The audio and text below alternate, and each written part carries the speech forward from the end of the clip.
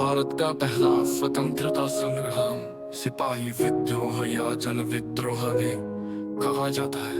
ये केवल एक सैनिक बगावत नहीं थी, बल्कि एक जन आंदोलन था जिसमें किसानों, जमींदारों, राजा महाराजाओं और आम जनता ने बढ़ चढ़कर हिस्सा लिया।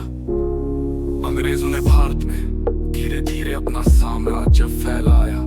उन्होंने भारतीय राजाओं को धोखे से हराया, व्यापार के नाम पर शोषण किया और भारत के आर्थिक, सामाजिक और धार्मिक ढांचे को नुकसान पहुंचाया। डॉक्ट्रिन ऑफ लैप्स जैसे कानूनों से भारतीय रियासतें अंग्रेजों के अधीन होती गई। रानी लक्ष्मीबाई, नाना साहेब और बहादुर शाह जफर जैसे शासकों को अपमानित किया गया। विद्रोह की शुरुआत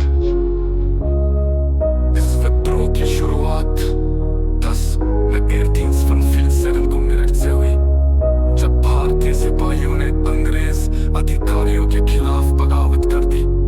इसके पीछे कारतूसों में गाय और सुअर की चर्बी का उपयोग एक बड़ा कारण था, जिससे हिंदू और मुस्लिम दोनों समुदायों की धार्मिक भावनाएं आहत हुई। मंगल पांडे नाम के सिपाही ने सबसे पहले विरोध किया और विद्रोह का प्रतीक बन गया।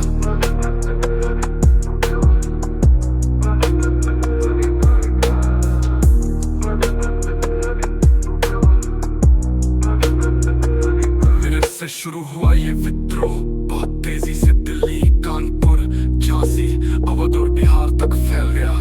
दिल्ली में बहादुर शाह जफर को क्रांतिकारियों ने भारत का सम्राट घोषित किया। झांसी की रानी लक्ष्मीबाई ने मैं अपनी झांसी नहीं दूंगी कहते हुए युद्ध किया। नाना साहेब और तात्या टोपे ने भी ब्रिटिश सेना को कई जगहों पर पराजित किया।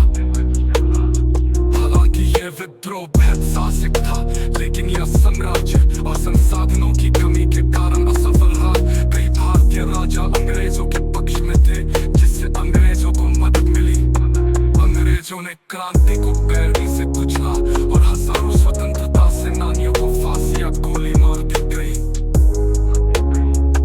हालांकि जब किंग्सफिशर की क्रांति असफल रही, लेकिन इसने भारत में स्वतंत्रता की चेतना को जन्म दिया।